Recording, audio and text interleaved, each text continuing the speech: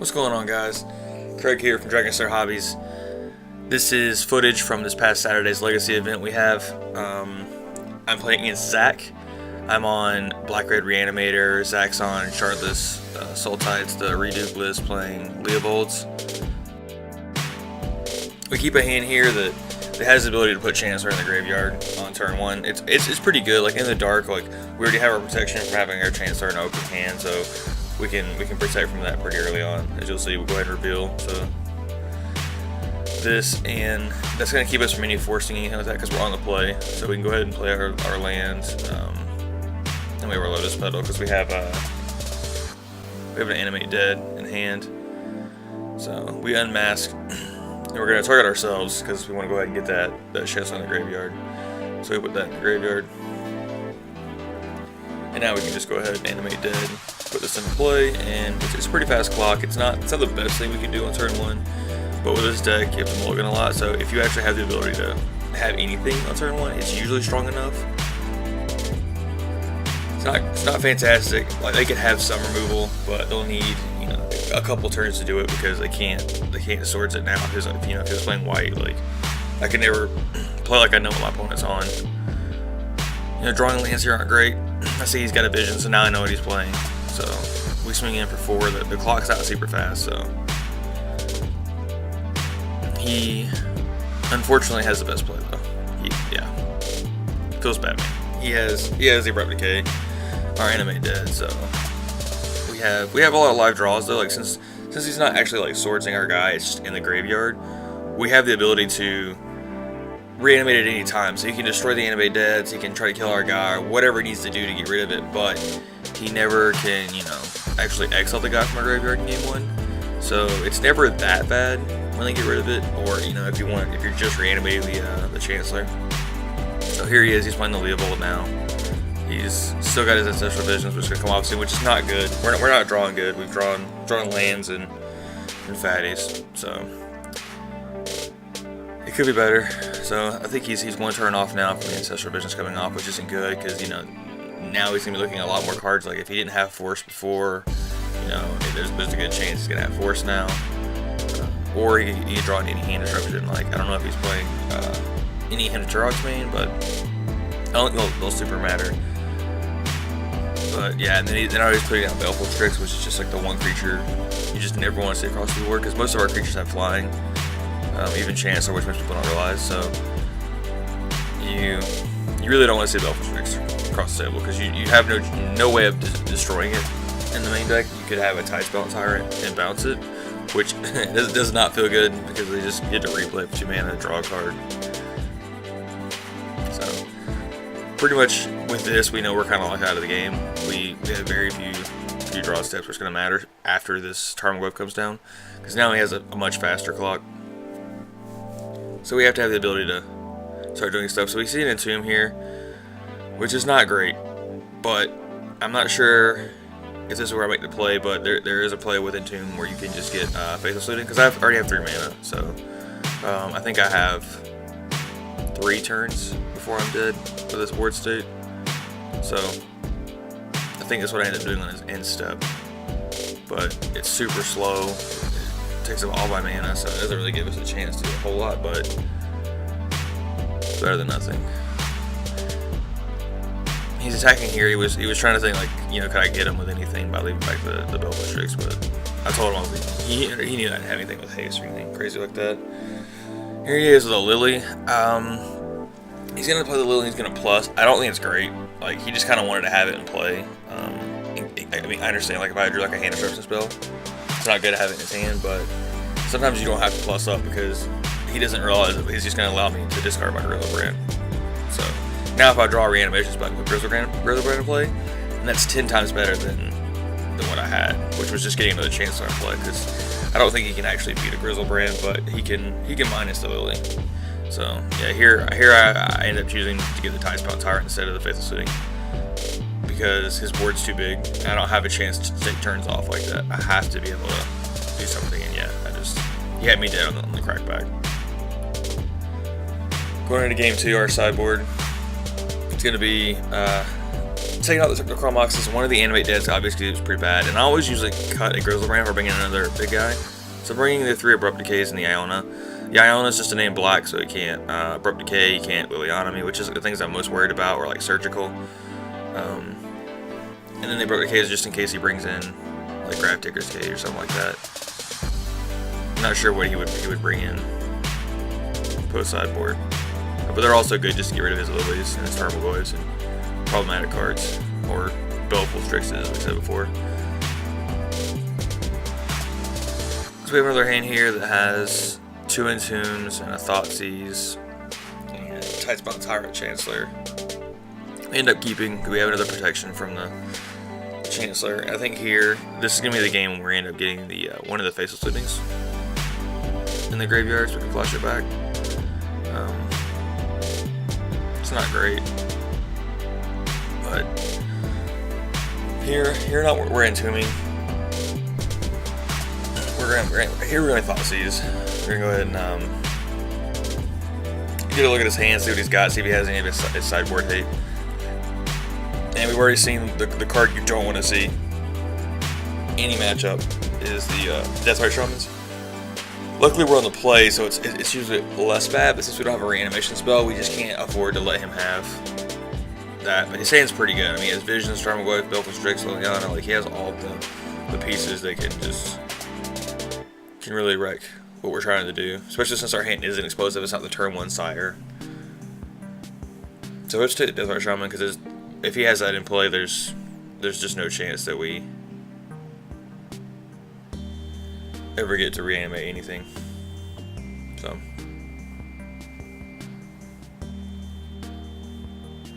yeah, this tournament we have at Dragonstar Hobbies, we allow 12 proxies because we want the community to be able to play Legacy without being priced out by lands and reserve list cards. So as you'll notice, I have some like Blood Crypt in my hand. I don't have bad lands. I do have some duels, like you'll see I have a Bayou in the deck and I have a Tropical in another deck. But we do allow proxies, so sometimes you'll see across me and someone will have, like, they don't want you to freak out when you saw paper. Someone has something that's written on their cards. So yeah, we do allow the proxies. It's fun. I mean, a lot of guys who would never in their life get to play are actually able to play Legacy now. So we have a consistent, anywhere from 6 to 10 people show up every Saturday to play Legacy, which is crazy because, you know, everyone wants to say Legacy is dead, no one plays it, but we're trying to keep the format alive at Dragonstar. So, haven't drawn any action here. Drawing a land, and I have 2 Entombs. So this is going to be the game where I ended up entombing for a Faithless Looting because I really just need to see more cards. I need to see a reanimation spell. We have 11 now after this post board because we cut one of the Animated Deads just because they're so bad against him. Looking back, I don't know if that's correct to do that or not. Like, we'll see as the game progresses why or why not it was bad, but I had a tough time finding a reanimation spell. He hasn't done a whole lot, like, could have been worse. He ended up throwing his Tarmogoyf in front of our Chancellor trigger. If you're wondering why it's in the graveyard, I haven't done anything. So I ended up double entombing here. Looking for pretty much what can I do against this board state, because anything I put down in the face of Liliana is just going to get minus. You know, Baleful Strix is going to be a huge problem. That's why he didn't care about Tarmogoyf, because he realizes Tarmogoyf's a great beatdown, but he's more worried that if I stick anything that he can't deal with, that, you know, he'll lose whether he has Tarmogoyf out or not. So he's kept his best cards against me. So as you see, I had the Sire and I had the Faceless Looting in the graveyard. I entombed those. I really did want to get the Sire in the graveyard, I think, because I already have a Chancellor in hand. And I think I might have a Tightspawn Tyrant. So here I am flashing it back. I found the Exhume, and I have an Unmask, so I'm able to discard both of these. I'll just go ahead and pass. So I have a Sire, Tightspawn, and a Chancellor in the graveyard. Here he's going to draw cards. I think he might be missing a certain land drop. He might have just got it off the Baleful Strix, so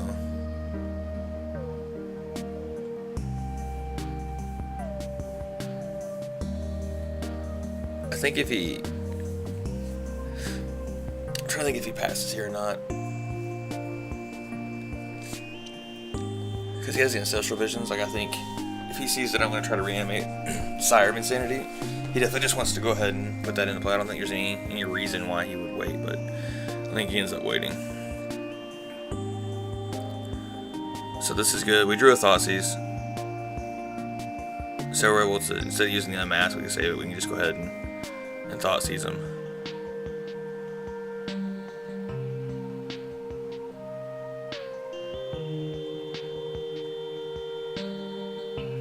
He may have a force here. I think he's considering that. That may be why he didn't play the ancestral visions. So I think he's trying to hold up force. Maybe he wants to pitch the visions.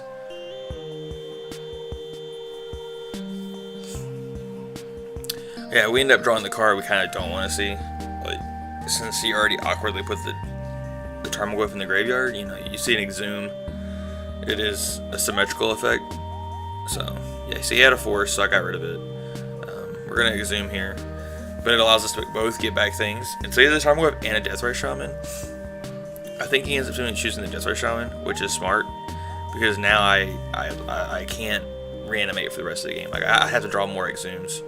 So we do the Sire because we can't afford to do Tidespout Tyrant or Chancellor, because he can just untap and play Liliana and minus if we did anything else other than Chancellor.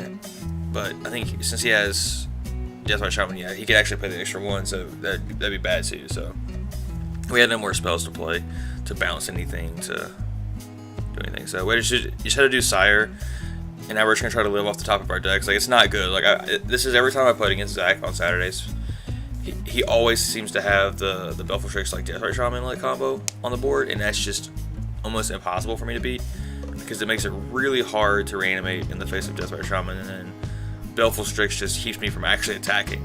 So everybody's just living off the top of our decks. And I think his deck is going to live off the top of the deck 10 times better. It's like Jund in Modern. Like, that's what they want to do. They want to 1-for-1 you for a while, and then they just want to, you know, boom, like, alright, here we go. No hands. I have a Tarmogoyf and a Lily in play. You know, we're living off the top of our decks, and mine's just going to be way better. So unfortunately, that's what ends up happening. But I had to do it. What I needed to do was find a reanimation spell. So the problem there, you were wondering why he didn't do anything, is because I said go to end step. He was like, sure. So I went to discard. And I discarded a Grizzlebrand, and since I'm in my discard cleanup step, he can't respond. So this is, again, I was asking him, I was like, go to end step. This time he correctly says, you know, before cleanup, go ahead and start eating things. Start getting alive. So game's pretty much over here. I play it out. There's some draws, but not very many. Like, I needed an Exhume at any point, because Exhume doesn't target. So being able to,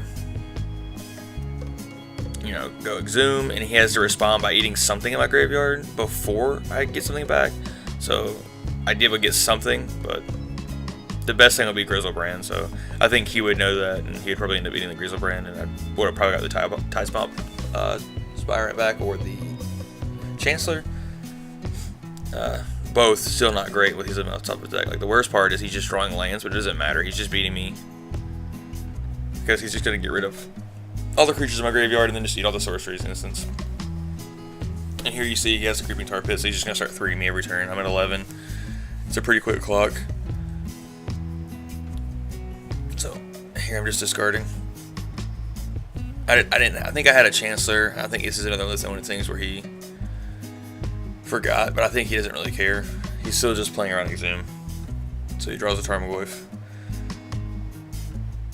Just putting additional pressure. I think it's almost a 2-turn clock at this point with the 3 damage, and I think he could do 2, so put me at 5, or he could do 5 damage, put me at 6.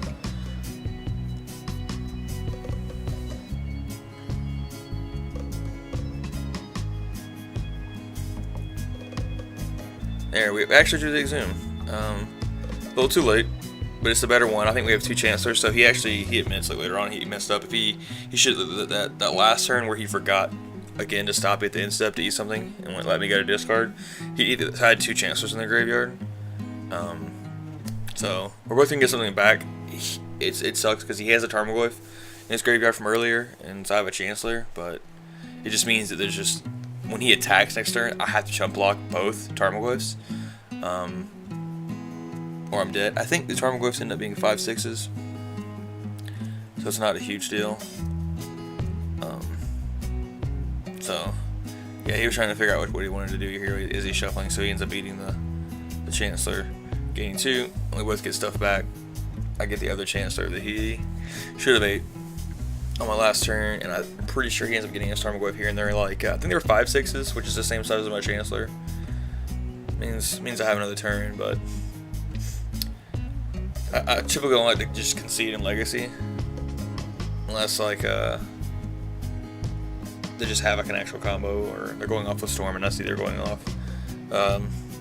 So I play it out, but I knew the moment that he ended up having Deathrite and Baleful Strix on board that I couldn't really beat that board state. There's not many things I could draw to actually beat it. So even though he's drawn, see, another land, it didn't even matter. The Exhumes ended up being my best worst friends. They were the only things I could draw live to reanimate anything, but he just ended up having so much stuff in his graveyard that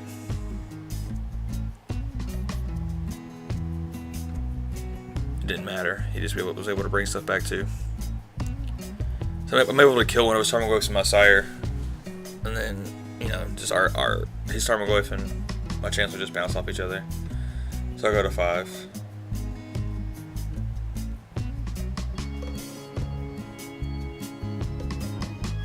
So this is the problem with playing this kind of deck, is that it's fun, it's explosive. You can turn one Sire people. You can turn one, you know, Grizzlebrand. Here I'm showing him like he doesn't really need any creatures because I can't instant speed reanimate. So you can just start eating my instants of sorcerers and just have me dead. So here I'm just trolling him. Just Dark Ritual. Just let him know I have 3 mana. So I hope you guys enjoyed this video. Some Legacy. We're gonna have some more later on this week. If you enjoyed this, if you enjoy watching Legacy, just like and subscribe. Check us out every week at Dragon Star Hobbies, our YouTube channel. We'll be uploading every week for you guys. Hope you guys have a great day.